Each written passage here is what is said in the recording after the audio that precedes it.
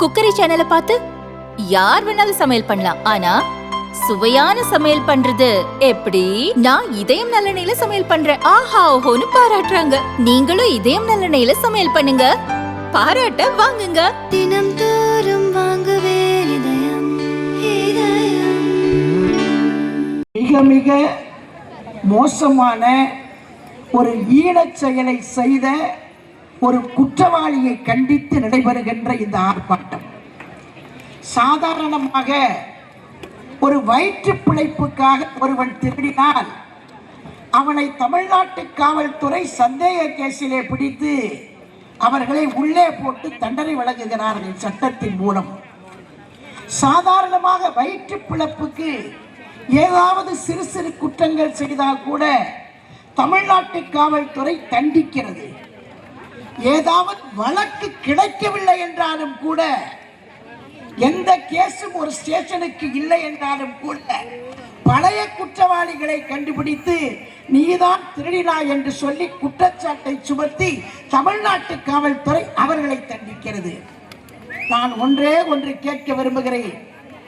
தமிழ்நாட்டு காவல்துறை அதிகாரிகளை பார்த்து, போலீஸை கையிலே வைத்திருக்கிற மு.க. ஸ்டாலினை பார்த்து கேட்கிறேன், சாதாரண குற்றவாளிகளை கண்டுபிடிக்கிற நீங்கள் ஒரு கிட்டி திருட்டு குற்றவாளியை ஏன் இன்னும் நடவடிக்கை எடுக்கவில்லை? ஏன் இன்னும் கைது செய்யவில்லை? அந்த கல்லூரியின் மீது ஏன் இன்னும் நடவடிக்கை எடுக்கவில்லை? என்ன காரணம்? அவர் திமுக என்பதற்காகவா? சாதாரண திருட்டு என்றால் குற்றம், ஆனால் கிட்டி திருட்டு என்பது எவ்வளவு பெரிய குற்றம். நான் ஒரு திரைப்படத்திலே பார்த்தேன், நீங்களும் பார்த்திருப்பீர்கள். அந்த திரைப்படத்திலே ஒரு நகைச்சுவை காட்சி வரும். ஒரு டீ கடையில 2 பேர் உட்கார்ந்து இருப்பாங்க. அதுல ஒருத்தன் வடிவேலு, இன்னொருத்தன் உட்கார்ந்து இருப்பான். அவனை ஒரு பையன், சின்ன பையன் திட்டிக்கிட்டே இருப்பான். இவன் திட்டிக்கிட்டே இருந்த உடனே வடிவேலு கேட்பான், ஏன்டா இவ்வளவு பெரிய ஆளா இருக்கிற இந்த பையன் திட்டுறானே, ஏன்டா உனக்கு ரோசமே வரலையான்னு கேட்பா போல. உடனே அவன் என்ன சொல்லுவான், வடிவேலுவை பார்த்து அப்படின்பா. இவன் திருப்பி திருப்பி கேட்பான், அவன் இப்படி இப்படின்பா. உடனே அவன் இவனை திட்ட ஆரம்பிச்ச உடனே வடிவேலு விரட்டிக்கிட்டே போவான். அந்த பையனை விரட்டிக்கிட்டே போகும்போது ஒரு வேன் நிற்கும், ஆம்புலன்ஸ் வேனு. அது கதவை திறக்கும். இவன் உள்ள போவான். உள்ள போன உடனே கொஞ்ச நேரம் கழிச்சு வெளியில இடுப்பு வலிக்குது, கிட்னி எடுத்துட்டானுங்கன்னு சொல்லுவான். வடிவேலு திரும்பி கடையில உட்காருவான். உட்காரும் போது அந்த பேசாம இருந்தவன் கேட்பான், அவன்கிட்ட இவன் கேட்பான், ஏன்டா அவன் கிட்னி திருடுறவன் என்கிட்ட சொல்லியிருந்தேன்னா நான் போயிருக்க மாட்டேனேன்னு. உடனே இவன் சொல்லுவான், நான் தான் வாயை பொத்திக்கிட்டு பேசாம இருன்னு சொன்னல, நீ ஏன் போனதுனாலதான் உனக்கு கிட்டி போயிடுச்சு அப்படின்பா. இது சினிமாவில் வந்த நகைச்சுவை காட்சிய அப்படியே ஃபாலோ பண்ணியிருக்கா இந்த திருட்டு பையன். யாரு? இந்த தனலட்சுமி சீனிவாசன் பற்றி திருட்டு பையங்க. அந்த சினிமாவில் வந்த வடிவேலு காட்சியை பார்த்துருக்கிறான். பார்த்த உடனே இவன் கற்பனைக்கு போயிட்டான். போயிட்டு நேர குமாரபாளையத்துக்கு போனான். குமாரபாளையத்துக்கு போயிட்டு பள்ளிப்பாளையத்துக்கு போனான். யாரா கேளையன்னு பார்த்தான், யாரா மோசமானவன் பார்த்தான், யாரு வறுமையில இருக்கான்னு பார்த்தான், யாரு சோத்துக்கு வழி இல்லாதவர்கள் பார்த்தான். பார்த்துட்டு அவங்கள கூட்டிட்டு தந்திரமா பேசி இங்க வச்சு கிட்னியை திருடிட்டு காசை ஒழுங்கா கொடுக்காம, அவங்கள பாதியிலே விட்டு பாதியை கொடுத்துட்டு பாதியை கொடுக்காம ஏமாத்தி அது வெளிச்சத்துக்கு வந்துருச்சு. ஆனா அதுக்கு இந்த எம்எல்ஏவுக்கு எவ்வளவு திமிர் இருந்தா, அவன் பேட்டி கொடுக்குறான், மைக்கில் பேசுறான். நான் வாட்ஸ்அப்ல இப்பதான் பார்த்தேன், இதுக்கு முன்னாடி பார்க்கல. அவன் சொல்றான், நான் 12.5 கோடிக்கு கார் வச்சிருக்கிறேன். ரோல்ஸ் ராய் கார், என் பேர் நல்லா தெளிவா சொல்லுப்பா, அந்த பேர் வாயில் வரமாட்டேங்குது. ரோல்ஸ் ராய், கரெக்டா? ரோல்ஸ் ராய் கார் வச்சிருக்கேன். ஏன்னா இவங்க பாரம்பரியமா திமுக இருக்கிற அத்தனை பேர் ரோல்ஸ் கார்ல தான் போய் பழக்கப்பட்டவனுங்க. யாருக்கு வறுமைன்னா என்னன்னே தெரியாது. நான் 12.5 கோடிக்கு கார் வச்சிருக்கிறேன். ஆனா ஒரு கிட்டியை நான் வித்தா எவ்வளவு ஒப்புதல் வாக்கு மூலம் பாருங்க. அவன் சொல்ற ஒப்புதல் வாக்கு மூலம், நான் கிட்டியை திருடுனா எனக்கு 2 லட்சம் கிடைக்கும், 2 லட்சம் கிடைக்கும். நான் அப்படியே திருடினா கூட என் 12 கோடியை என்னால எட்ட முடியாது. எவ்வளவு கொழுப்பு ஆணவம் இருந்தா அதுக்கு அவன் சொல்ற அடுத்த வார்த்தை, இங்க நீங்க எல்லாம் கூடி இருக்கீங்களே, உங்க கிட்டி எல்லாம் கொடுத்தா கூட இந்த 12 கோடியை நிறைவு பண்ண முடியாதுன்றான். எவ்வளவு திமிர் இருக்கும், எவ்வளவு ஆன்மம் இருக்கும். இப்படியா போயிடுமா? 2026 உங்களுக்கு எல்லாம் இருக்குடி. எங்க அண்ணன் வந்துருவாரு, எடப்பாடி அண்ணன் வந்துருவாரு. சொல்றாரு பாருங்க, பெரிய ஆப்பு இருக்கு உங்களுக்கு எல்லாம். கிட்டிய திருடிட்டே 12 கோடி ரோல்ஸ் ராய் காரு உங்க கிட்டியெல்லாம் கொடுங்கன்னு கேட்டா ஒரு எம்எல்ஏ, ஒரு சாதாரண பேச்சாளர் பேசல, சாதாரண பேச்சாளர் பேசல, சாதாரண மனுஷன் பேசல. நீங்க எல்லாம் ஓட்டு போட்டு உட்கார வச்சீங்களே, இவனுங்க நல்லவனுங்க, யோக்கியமானவனுங்க, தங்கமானவனு ஓட்டு போட்டீங்களே, அவன் சொல்றான் என் 12 கோடியை எட்டி பிடிக்கிறதுக்கு எல்லாரும் கிட்னி கொடுத்தா கூட ஈடு செய்ய முடியாதுன்றான். இவ்வளவு ஆணவம் இருக்கும். இந்த ஆணவ கொழுப்ப அடக்கணும்ன்றதா எங்க அண்ணன் எழுச்சி பயணம் மேற்கொண்டிருக்கிறாரு. எங்க அண்ணன் எழுச்சி பயணம் மேற்கொண்டிருக்கிறாரு. சாதாரண ஜனங்களை ஏமாத்தி கிட்னி எடுக்கலாமா? தப்பில்லையா? வைத்தியம் பண்ண வேண்டிய பொறுப்பு, உயிர் கொடுக்க வேண்டிய பொறுப்பு ஒரு மருத்துவமனைக்கு இருக்கு. உயிர் கொடுக்க வேண்டிய பொறுப்பு ஒரு மருத்துவமனைக்கு. ஆனால் உயிர் கொடுக்க வேண்டிய மருத்துவமனையிலேயே கிட்னி திருட்டு என்று சொன்னால் அதைத்தான் எங்க அண்ணன் எடப்பாடி அழகாக சொன்னார். யாராவது அவசரத்துக்கு அந்த ஆஸ்பத்திரிக்கு போனீங்கன்னா கூட திரும்பி வந்து ஸ்கேன் பண்ணி பாருங்க, உங்க கிட்னி எடுத்திருக்காங்களான்னு பாருங்கன்னு சொன்னாரு அண்ணன் எடப்பாடி. அதுதான் உண்மை. நான் தயவு செய்து எச்சரிக்க விரும்புகிறேன், இதே நிலையை இவர்கள் தொடர்ந்தால் 26 தண்டனை உறுதி.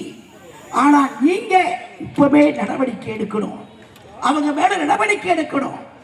ஏழைகளை பாதிக்கக்கூடிய செயலை செய்த அந்த கல்லூரிக்கு நீங்கள் தண்டனை தர வேண்டும், நடவடிக்கை எடுக்க வேண்டும். இதுதான் இந்த ஆர்ப்பாட்டத்தினுடைய நோக்கம். அது மட்டுமல்ல, இன்றைக்கு அண்ணன் எடப்பாடியார் அவர்கள் போகிற இடத்திலே எல்லாம் லட்சக்கணக்கான மக்கள், அண்ணன் சொன்னார் 60 லட்சம் பேரை நான் இதுவரைக்கும் பார்த்திருக்கேன்னு சொன்னார். 60 லட்சம் பேரை சந்திச்சிருக்கிறேன் சொன்னார். அண்ணன் என்னென்ன சொல்றாரோ அதெல்லாம் இப்ப நடந்துட்டு இருக்கு. அவர் சொன்னார் சட்டசபையில கஞ்சா புழக்கம் அப்படின்னாரு. எவனுக்கு காதலையே கேட்கல. கடைசியில் போலீஸ் அதிகாரி சொன்னார் நாங்கள் 2.0 வைத்திருக்கிறோம், 2.0 நடவடிக்கை எடுத்திருக்கிறோம், கஞ்சாவை பிடித்து விடுவோம். இந்த கஞ்சா விற்பனையினால பள்ளிக்கூடத்து பிள்ளைங்க பாதிக்குது. வீட்டில் இருக்கக்கூடிய கணவன் கஞ்சா குடித்து விட்டு வருகிறான்.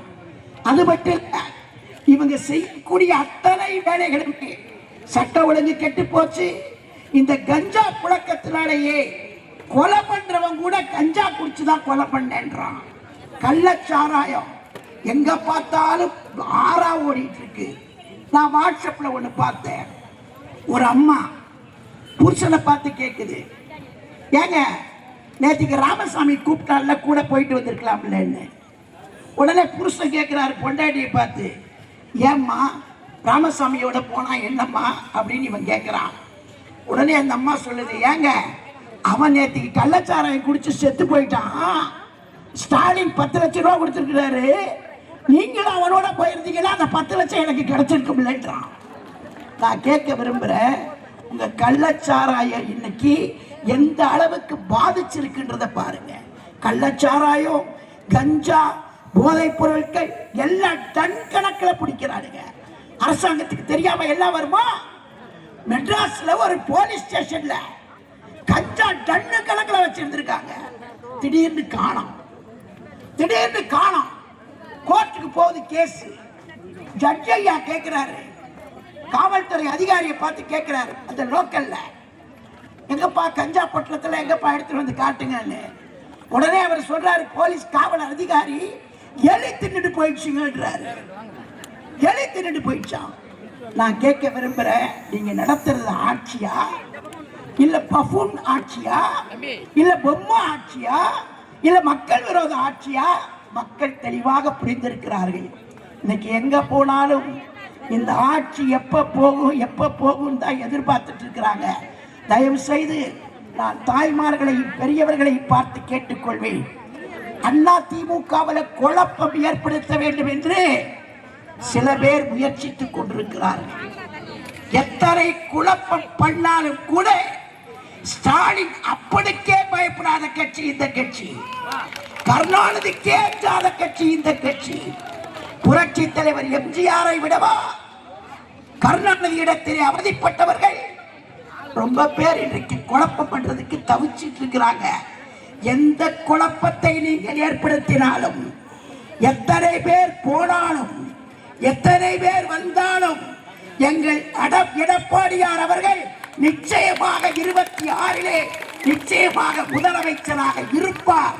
அனைத்து இந்திய அண்ணா திமுக ஆட்சிக்கு வரும். உங்களுடைய ஆதரவை தர வேண்டும் என்று கேட்டு வாய்ப்புக்கு நன்றி கூறி விடைபெறுகிறேன். நன்றி, வணக்கம். ஆர்ப்பாட்டம் ஆர்ப்பாட்டம் இது ஆர்ப்பாட்டம். ஆர்ப்பாட்டம் இது ஆர்ப்பாட்டம். ஆர்ப்பாட்டம் இது ஆர்ப்பாட்டம். ஆர்ப்பாட்டம் இது ஆர்ப்பாட்டம். கிட்னி திருட்டை கண்டித்து ஆர்ப்பாட்டம். கிட்னி திருட்டை கண்டித்து ஆர்ப்பாட்டம். கிட்னி திருட்டை கண்டித்து ஆர்ப்பாட்டம். கிட்னி திருட்டை கண்டித்து ஆர்ப்பாட்டம். கிட்னி திருட்டை கண்டித்து ஆர்ப்பாட்டம். கிட்னி திருட்டை கண்டித்து ஆர்ப்பாட்டம். கிட்னி திருடனை பிடிக்க சொல்லுகிற ஆர்ப்பாட்டம். கிட்னி திருடனை பிடிக்க சொல்லுகிறார். கிட்னி திருடனை பிடிக்க சொல்லுகிற ஆர்ப்பாட்டம். கிட்னி திருடனை பிடிக்க சொல்லுகிறார். நடவடிக்கை எடு. கிட்னி திருட்டு குற்றத்திற்கு நடவடிக்கை எடு. திருட்டு குற்றத்திற்கு நடவடிக்கை எடு. கிட்னி திருட்டு குற்றத்திற்கு நடவடிக்கை எடு. மருத்துவ சட்டமன்றத்தில் கதிரவனுக்கு சொந்தமான பெரம்பலூர் தனலட்சுமி சீனிவாசன் மருத்துவமனையில் பொம்மை முதலமைச்சர் மு.க. ஸ்டாலினே